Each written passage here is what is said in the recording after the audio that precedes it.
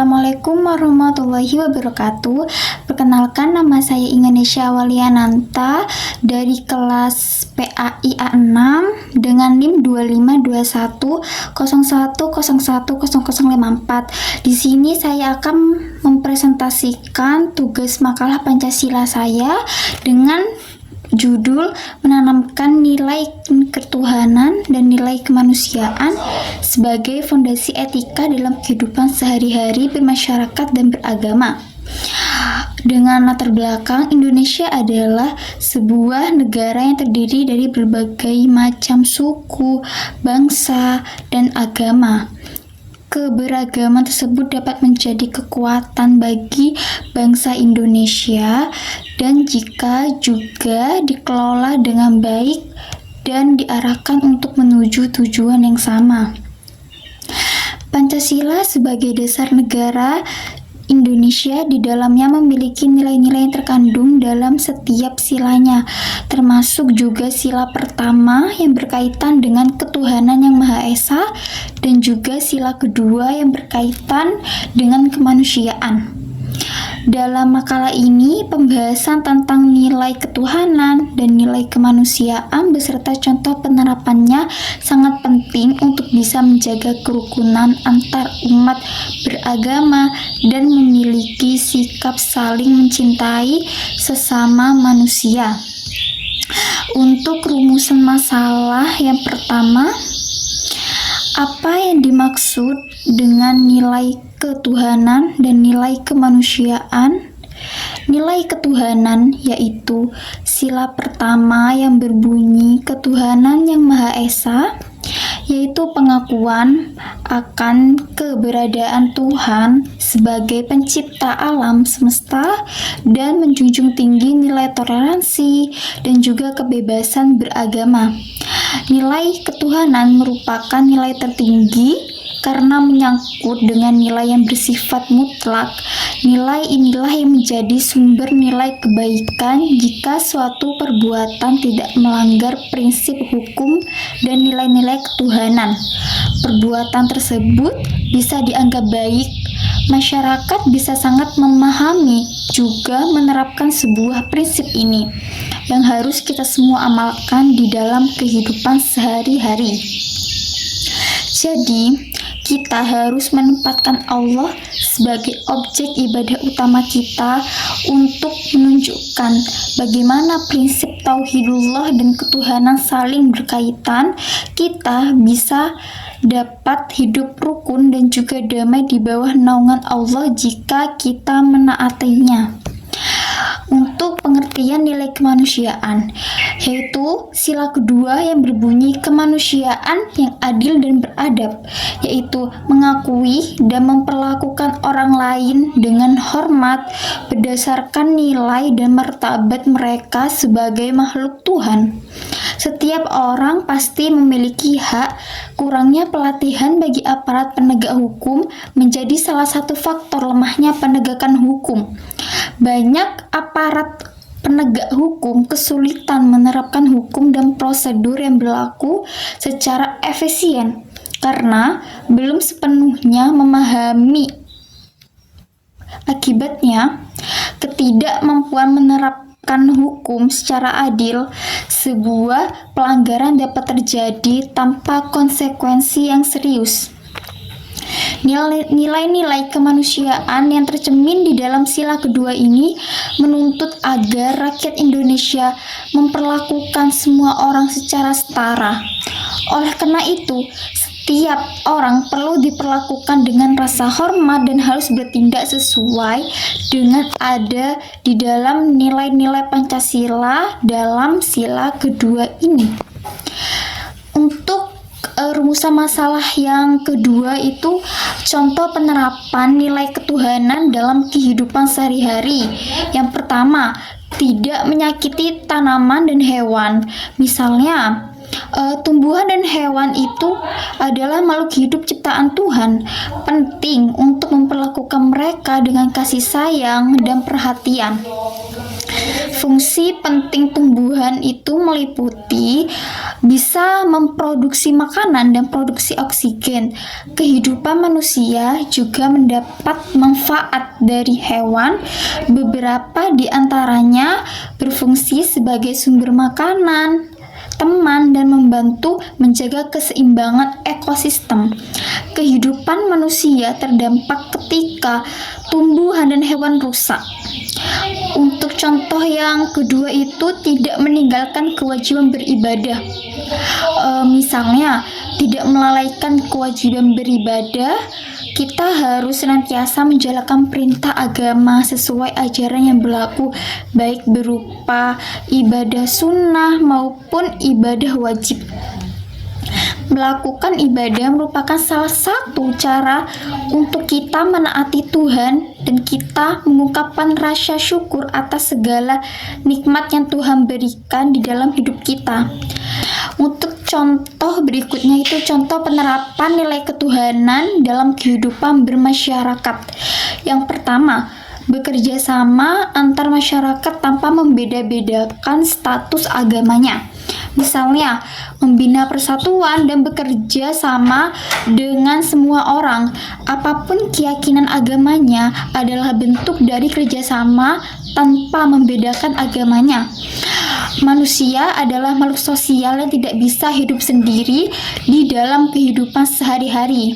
Kerjasama sangatlah penting karena setiap orang bergantung juga pada bantuan orang lain. Sebuah konflik dan rasa ketidakadilan akan muncul jika masyarakat hanya bekerja dengan orang-orang yang seagama, namun dengan kemurahan hati saling membantu dan hidup berdampingan secara damai dalam keberagaman dapat membantu kerukunan antar umat beragama yang berbeda keyakinan dengan kita. Untuk yang kedua, yaitu membina kerukunan dengan orang lain walaupun berbeda keyakinan. Misalnya, meskipun kita memiliki agama atau keyakinan yang berbeda, menjaga kerukunan dengan orang lain memerlukan hubungan yang sangat positif. Rasa hormat terhadap sesama juga bertoleransi. Kita pasti akan bertemu dengan orang-orang yang memiliki pendapat berbeda dengan kita. Di dalam kehidupan sosial, perbedaan-perbedaan ini seharusnya tidak menghalangi kita untuk menjalin ikatan, bekerja sama, ataupun saling mendukung satu sama lain. Tanpa adanya kerukunan, masyarakat akan mudah terpecah belah yang dapat mengakibatkan perselisihan bahkan konflik. Contoh penerapan nilai ketuhanan dalam kehidupan beragama. Yang pertama, bekerja sama antar umat beragama dalam upaya menghadapi bencana alam. Misalnya, ketika masyarakat dari berbagai latar belakang agama bekerja sama untuk menanggapi bencana alam, mereka bersatu untuk saling mendukung, seperti banjir, gempa bumi, letusan gunung berapi, dan lainnya adalah contoh bencana alam yang tidak dapat memilih siapa yang akan menjadi korbannya, karena semua orang dapat terdampak. Persatuan, solidaritas, dan kepedulian satu sama lain menjadi pondasi utamanya. Yang kedua, menghormati setiap perbedaan, terutama perbedaan keyakinan. Misalnya, kita pasti akan bertemu dengan orang-orang yang memiliki pendapat yang berbeda dari kita. Dalam kehidupan sosial, setiap orang memiliki kebebasan untuk memilih dan menjalankan agamanya sesuai dengan keyakinannya, sehingga hal ini wajar. Toleransi ditunjukkan dengan tidak mengejek, meremehkan, ataupun menghalangi orang lain untuk beribadah. Yang ketiga, yaitu contoh penerapan nilai kemanusiaan dalam kehidupan sehari-hari. Yang pertama itu meningkatkan kepedulian akan sesama manusia. Misalnya, menumbuhkan kepedulian terhadap sesama, memerlukan pengembangan rasa empati, pengertian dan kesediaan untuk membantu orang lain yang membutuhkan tanpa memandang status sosial, latar belakang, ataupun suku dan agama. Mereka sebagai makhluk sosial, manusia tidak dapat bertahan hidup sendirian. Setiap orang pasti akan membutuhkan bantuan dari orang lain.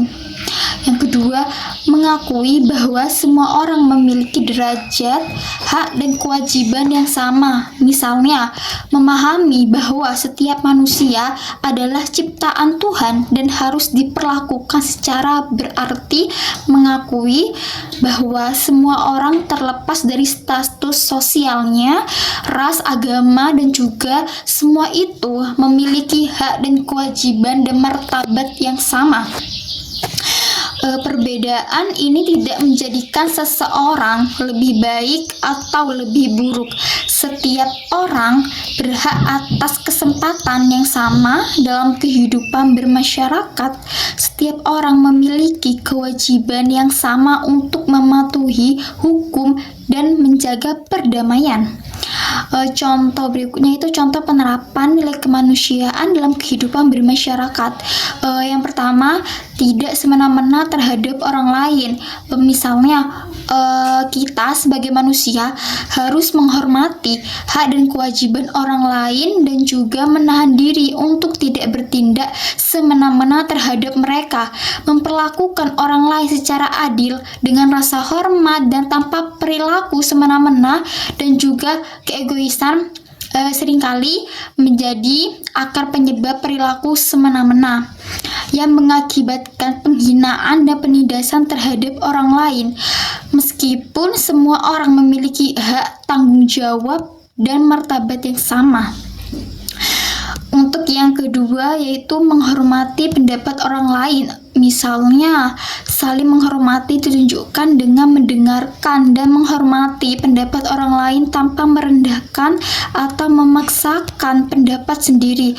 Sekalipun pendapat seseorang berbeda dengan kita, seharusnya kita itu menghormati pendapat orang lain. Berarti kita bisa menerima dan memperhatikan dengan seksama apa yang mereka katakan.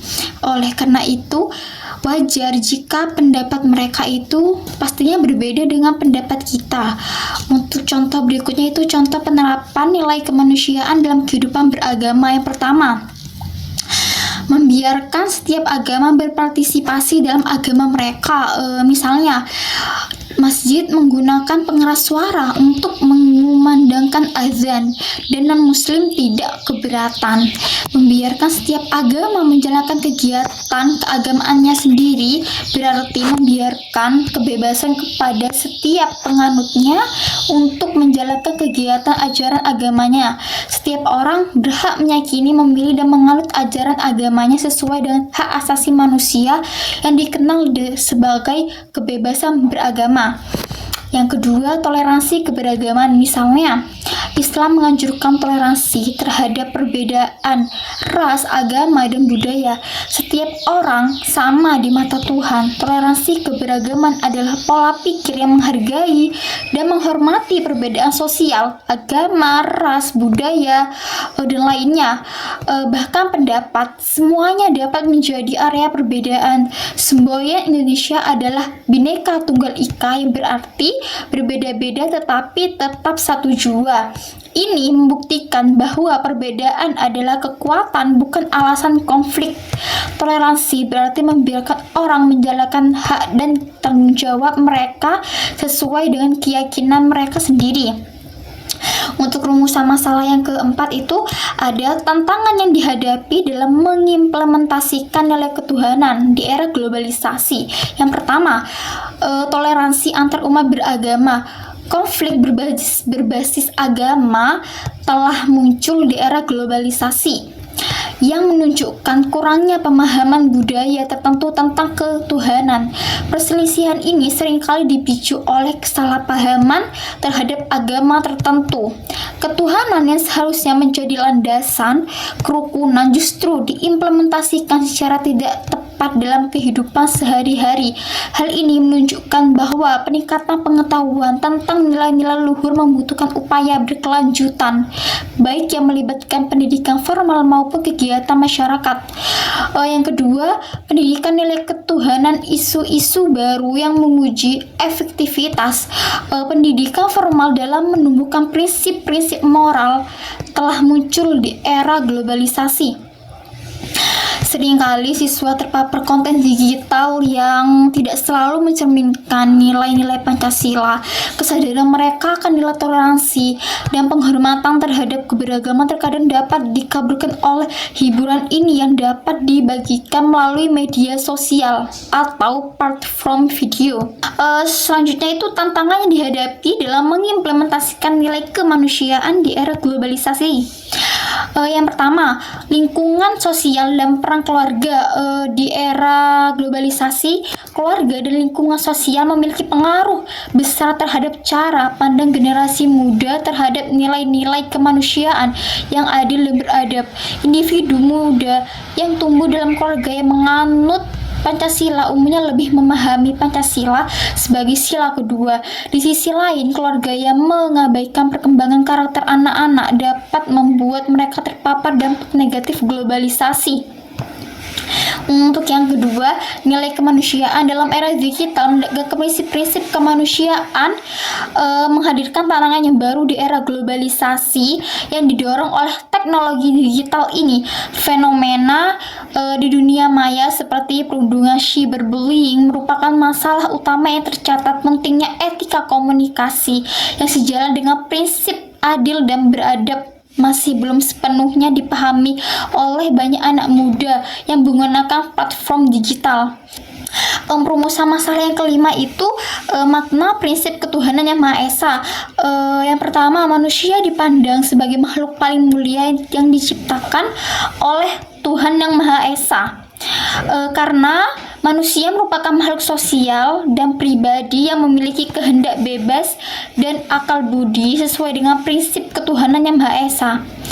Yang kedua, negara bangsa Indonesia memandang agama dan iman kepada Tuhan yang Maha Esa sebagai sumber inspirasi untuk mencapai tujuan luhur rakyat, khususnya kemerdekaan.